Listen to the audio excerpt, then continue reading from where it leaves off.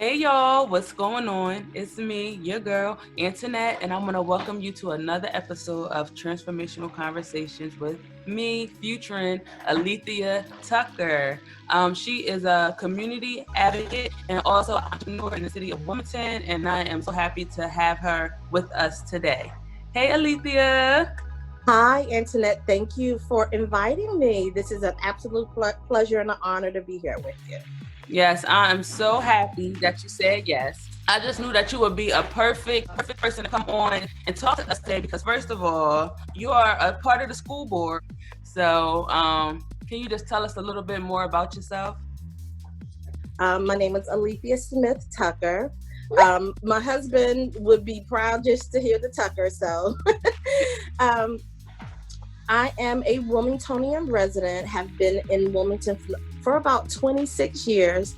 My husband and I have two children, Victor and Noble.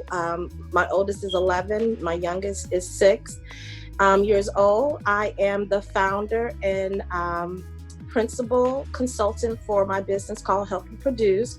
I am a strategist and consultant and coaching for entrepreneurs, specializing in small businesses, startups, and nonprofits. And in addition, I am very proud to say that I will be a new member to the Christina School District Board. I am elect, and I'll be sworn in July. And I'm really excited to be able to share a little bit about the school board, my advocacy, my business, and those are the passions that I have. And so whatever you'd like to know, I'm an open book. Oh, awesome. I love it. So I would really like to start off with what inspired your advocacy journey? Really, it was my kids. Becoming a mother.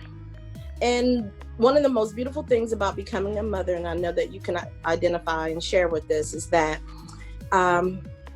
you no longer think in terms of just about yourself.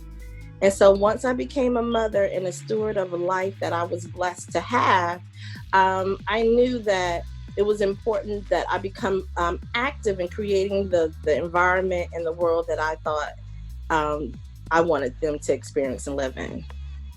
Awesome. So what grades are your children in now? So Noble is in kindergarten, and that's my youngest, and my oldest is in 6th grade. Okay. And how did you start? You said it was your kids that inspired you, but how did you even start with your kids? So prior to me becoming a mom, I was a full-time corporate woman working in banking and at New Moores, at JP Morgan. So I had been, professional working in the corporate environment for over 11, 12 years. And once I became a mom, that's when I kind of slowed down, became a stay-at-home mom, went back to school. And during that time, I knew that I just had to stay busy. And I wanted to be an example. And I knew that when you're a working mom, you are so torn with the hours and so forth, and the demands of full-time employment. I said, let me get out here and seek out opportunities to contribute positively to our community, and I'll do it while I can for other families that can't because we're at work. Yeah. So I first started out working with Mom's House Wilmington, which is a nonprofit that provides scholarships. Yes. With my son, I was a part of Mom's House, and I went there and I cleaned in Dover. It was a very wow, you just brought back a memory for me, but I sure was a part of Mom's House. Wow. It's an amazing organization, and I'm still very much a part of them to this day. My kids attended Mom's House, and I used my skills to help with the fundraising and the marketing and mentoring other moms. So it was wonderful, and then that led to wanting to learn more about the education system, because I'm from Decatur, Georgia, which is a suburb of Atlanta proper. And I didn't know much about the school system. And I wanted to understand more about testing and the decisions and how the state ran the school system, which was totally foreign to me. And that kind of started me rolling forward with focusing on education, which I'm passionate about for myself and for my kids and community. And I do think that it's one of those foundational for us to improve our overall quality of life. If people feel as though they have options and choices upon graduating from high school and not feel stuck or pressured with only one option, I think the more options, the better. And the more prepared we are to have choices is an ideal situation to be in. And I wanted to support that for our young people. Oh, I love that. I love how you not only wanted to do it for yourself and your kids, but also for the parents that can't show up because they have to work. So that's amazing. What is PACE? I know you were a part of PACE, and what's your role there? Oh gosh, PACE. PACE stands for Parent Advocacy Council for Education. And the premise of PACE, which I love, was basically to leverage all of parent voices into one common voice across districts and across schools. So regardless if your child went to Warner, if your child went to Shortridge, if you were in Lewis, but across the city of Wilmington, because most of the city schools had some common issues with underperforming schools. And I thought it was very important and a great strategy to combine those voices together. First, become educated on the framework of how education works here in Wilmington. I mean, in the state. And then secondly, advocate for policies, connect with legislators, attend school board meetings, collaborate in partnership with other like organizations, because I do believe change comes from the bottom up. And I wanted to be a part of an organization that reached directly to parents and children and uplifted their voices. All too often, through the process of going through the Wilmington WEAC and the WEIC and, the conversations around consolidating school districts and so forth, I always felt like decisions were being made for us and not with us. And no matter where I went, no matter what podium I was speaking at, it always felt like the fix was already baked in, the decisions were already made. And that kind of segued into me wanting to be a part of a school, and then I can bring parents and teachers and students and other voices with me. It was that feeling of powerlessness that led me to wanting to be a part of the school board. Okay. And tell us about we're going to talk more about the school board, but I really want to know about, what is the Ink Consortium? Okay, so I briefly mentioned WEAC and WEIC, and these were progressive in a timeline.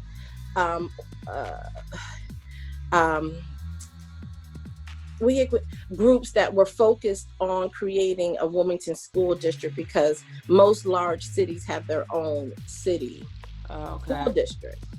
And because it's been a very long, drawn out process, different administrations have changed and it has to be funded. So that's why all the name changes happen, because of the change of the administrations.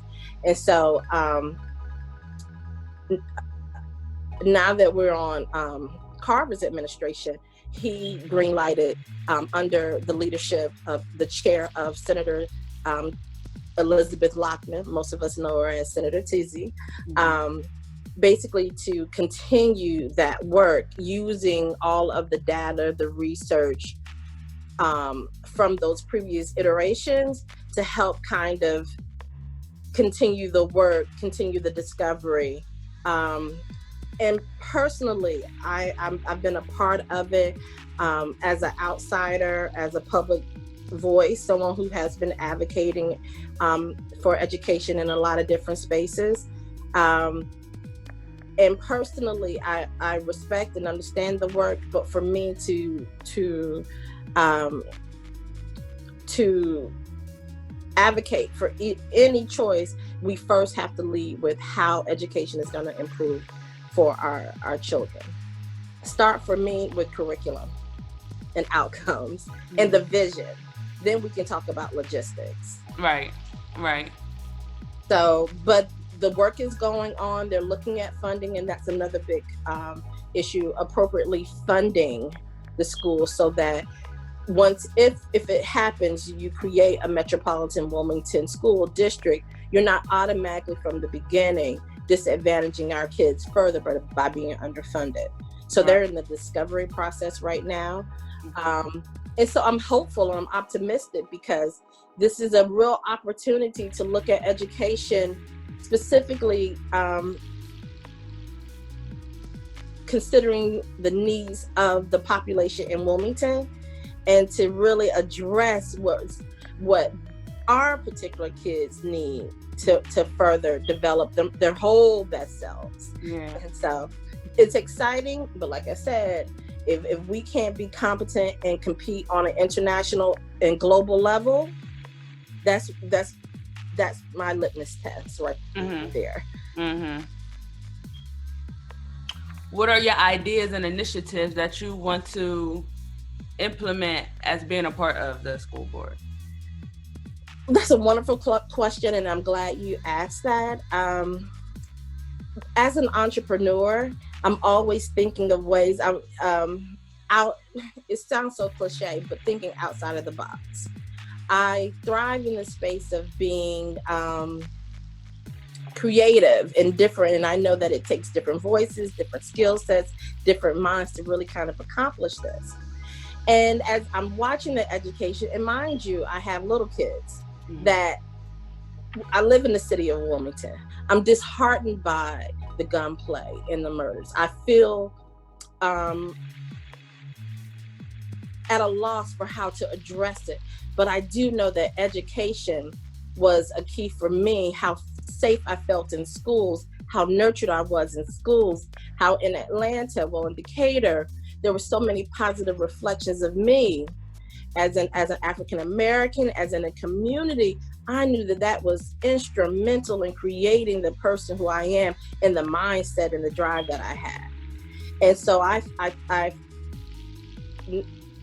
felt as though that as my son, your first child is always your test kit. It's the first time that I'm entering, kindergarten, first grade, and experiencing the learning. And I felt that it was so devoid of representation for him.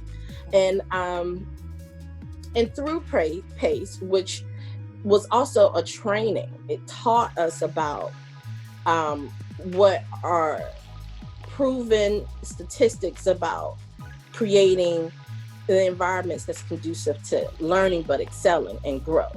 And I knew from personal experience, but the data shows that when you have more African American teachers in the school building, all kids, not just African American children, all children perform better.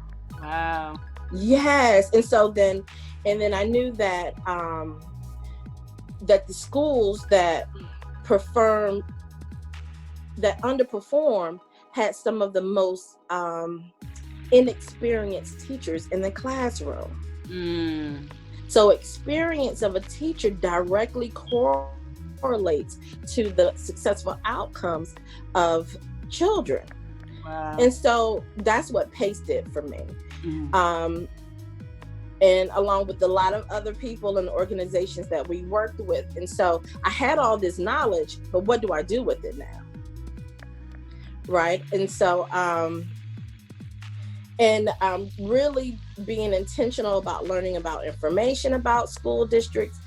PACE also allowed me the opportunity to speak with the Department of Education, have pilot legislation written in, such as teacher surveys. It was volunteer.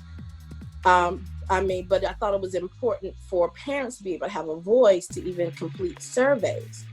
So, long story short, I'm running my business. I'm in it with my kids. They're in school. I'm doing homework and so forth and so on. And I'm realizing some very low level, low cost things that we can do to improve education. I'm always thinking, what's the quickest, cleanest way to make a positive impact? Because what I've experienced in regards to like WEAC and Reading, it's like heaving huge things up, moving a mountain to get things done. But what are the micro things that can be done to change education? And I realized there's nothing new about English and math. And why are city children 14% proficient? So that means out of 10 kids, only 1.5 are proficient in math and reading. And I know we haven't created any new English and no new math. And so what's happening here? So I wanted to, and then I started working with a lot of politicians, pushing my ideas and initiatives. And one is teacher surveys.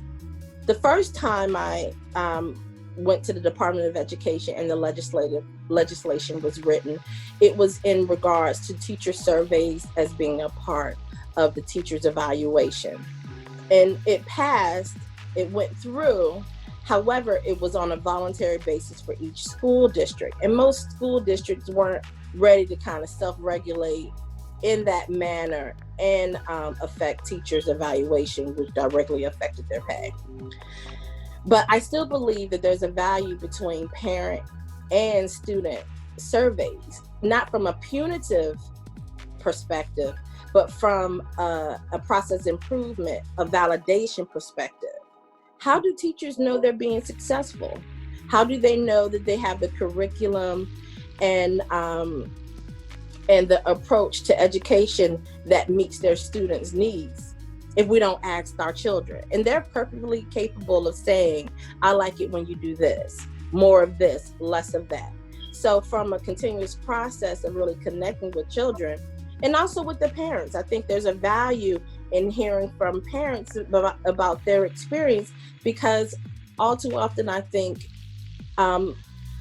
there's been a priority on administration and teachers. They have advocacies. The teachers have unions, the secretary have unions, but there's nothing that puts the parent and the child at the forefront, which are the ones who are directly impacted by the outcomes and the processes of the school. So that's one, teacher surveys. And another one, I believe that every child should have a syllabus for all of their courses. And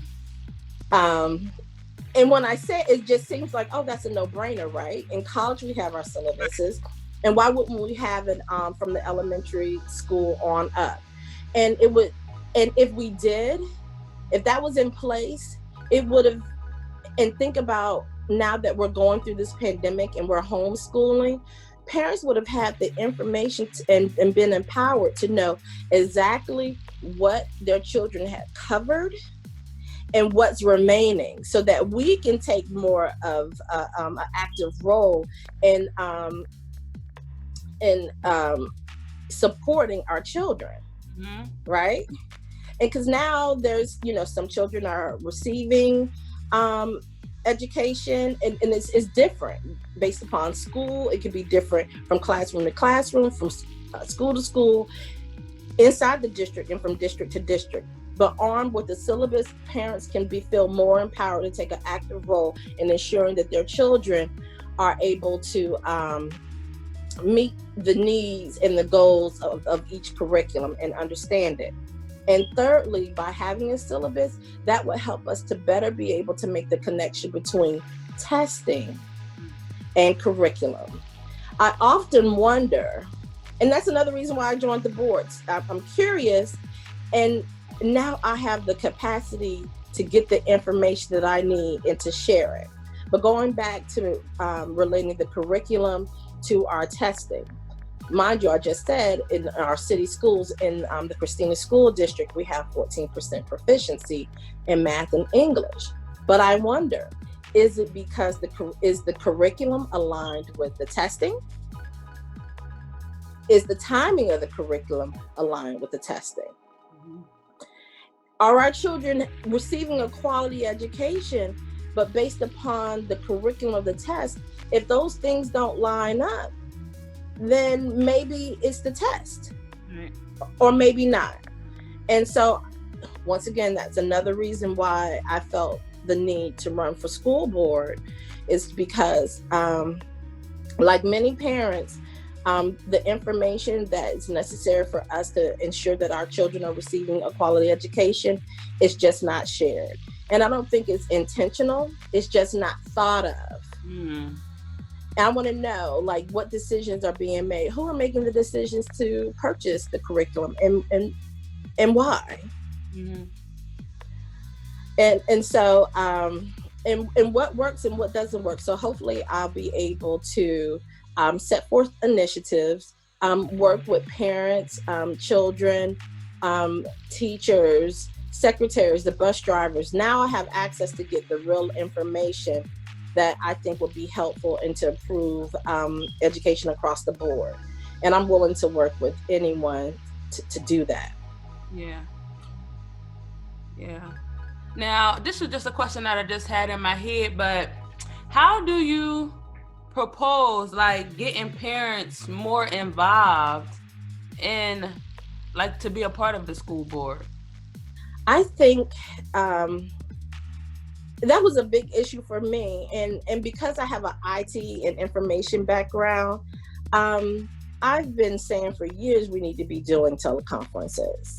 Like, I believe that we should have open-ended Zooms or open-ended Facebook pages or whatever, to whatever that medium and mechanism is, to allow parents over a period of time to connect to schools.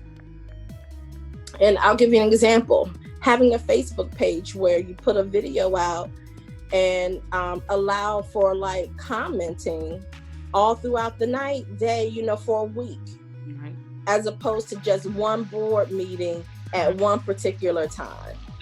Right? Because our society, we're not structured like we did in farming days, where you knew that there was a season and a period. We have a 24-hour system, and a lot of parents are working non-traditional hours, have multiple children and responsibilities, running businesses, going to school.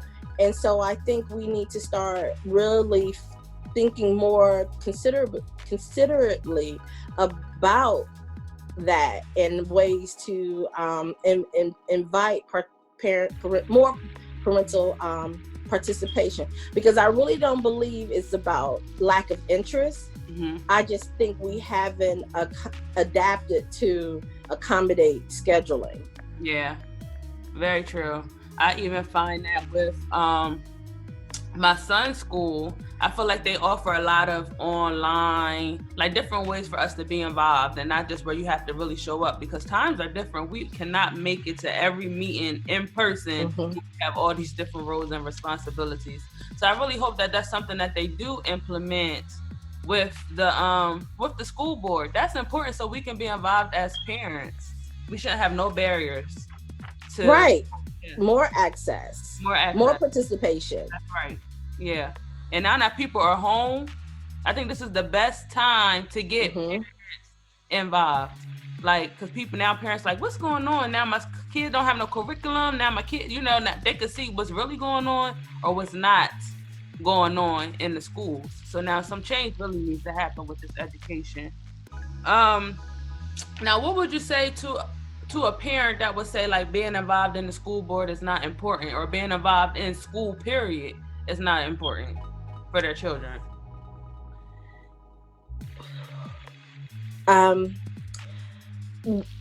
There's a lot to learn about education. I've been an advocate for 10 years, and what I've learned is that I don't know as much as you would think in 10 years. I know some, but there's a lot to learn. And I think our tone and our approach in inviting parents is important, to feel welcome. I think just welcoming parents, giving them permission to participate. I think traditionally schools have set up a lot of barriers and control about parent involvement. And I think that that in itself turns parents away from participating. But I would like to take a more open tent, welcoming tone, and really go out. I think a part of the board's responsibility is outreach. Is to communicate that your voice matters, and that you're valuable, your children are valuable. We're all in this together to build a community, and we want you participating. And how can we help? And what do we need to know? Yeah. But at the same time, this is how we can help you as well. I'm a sharer, you know this. So I think what I would bring to the board is a collaborative spirit. I think, a lot of us are teachers by nature. As soon as I learn something, I'm sharing it, whether it's a sale at Costco or BJ's or anything else, because I know that it's for the betterment of community. And I think just expressing the value of how your children need you. And even if it's showing up in any kind of way, and we're teaching them about community, they watch what we do as well. So if we want to create the harmonious community, we got to be a part of it. Yeah. But I also think that the way that you welcome people is important. Yeah, very true. Can you tell us anything about some information about the upcoming election, because it's coming up, school board elections? Yes, I wrote it down. So for Christina School District in particular, thank you for giving me an opportunity to share. But let me go back and say this. The school board is very instrumental in, and I didn't really know this until really diving into the roles and the responsibility. They greenlight the curriculum. They approve the budget. The superintendent is held accountable to the school board. So a lot of major decisions in regards to where the buck stops happens at the school board level.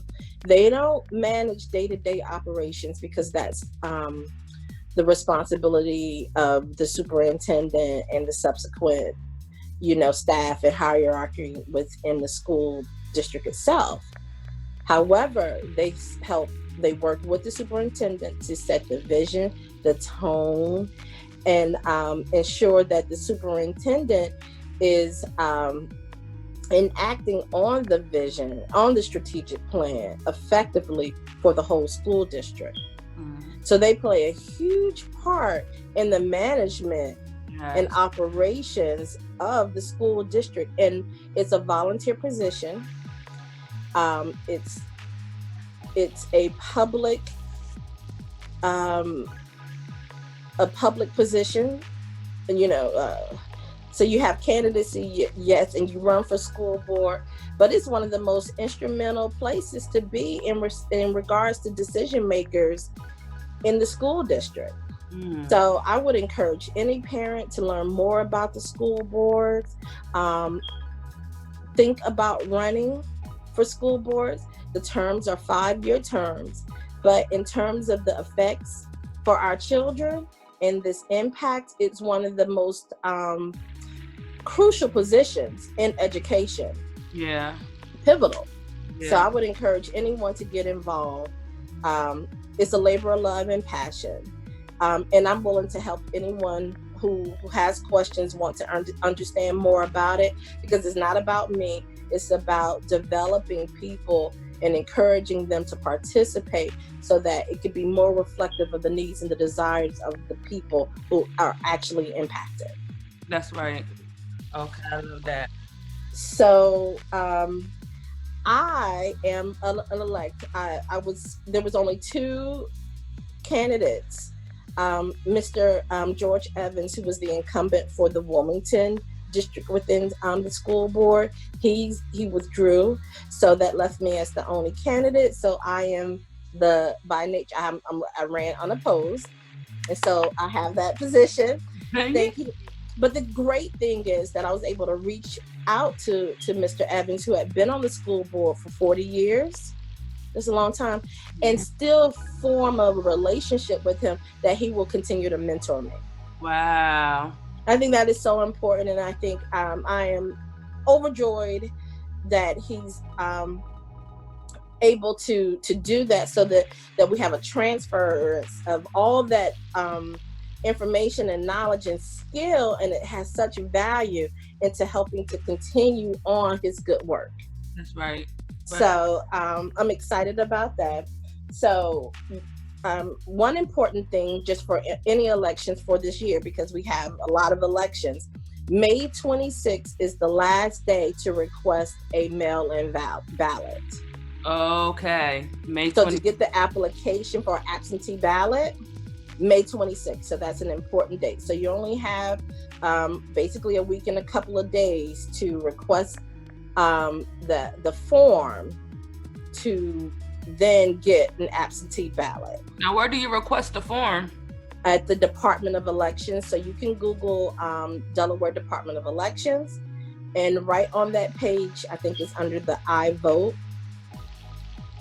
It will walk you through absentee ballots. Or once you get to that page, go to the search bar for absentee ballot, and then you'll be able to request the form to then fill out and return it. So that's important. May 26th is the last day, and particularly because our school referendum, which is June 6th. So Christina School District is facing a $10 million deficit. And they were unsuccessful with the referendum last year or a year or 2 years prior. And so it kind of snowballed with, higher classroom sizes and certain cuts. Now the cuts will go deep, like taking out athletics, art, music, the Chinese immersion class, like a lot of things that made Christina successful and attractive.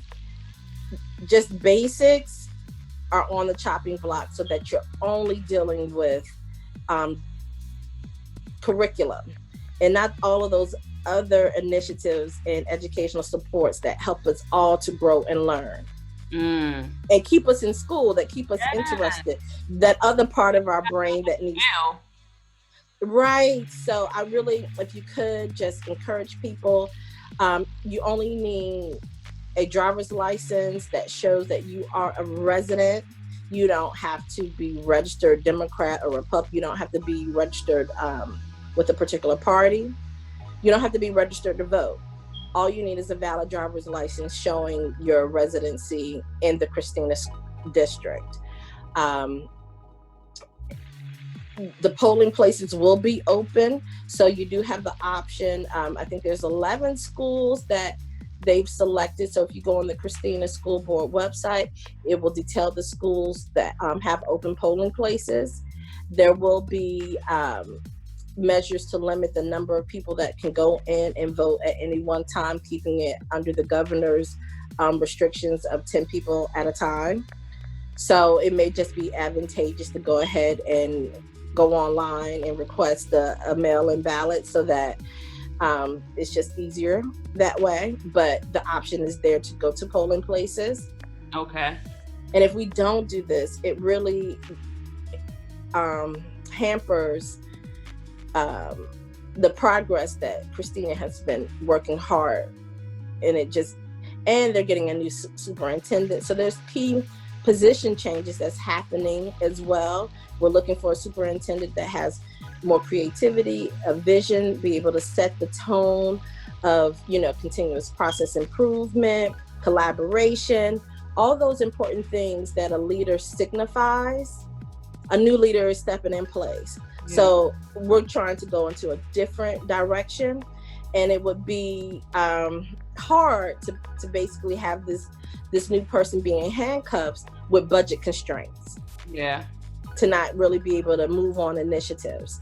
So that the referendum is June 9th. Please go to the Christina School District website for more information. And then school board elections have been pushed back to July 21st. July 21st. Yes. Oh. So I'd like to shout out to an existing seated member, Miss Claire O'Neill. I am a supporter of her. I think she's very thoughtful and intentional. She has kids in the district. And I would love to be able to work with her. She's up for re-election. And I can support now other candidates because I don't have to campaign. So it's like, whew. And I can work on supporting the referendum and getting the work out, and direct my energies to connect with people more. Now, basically start the job a little bit sooner, right?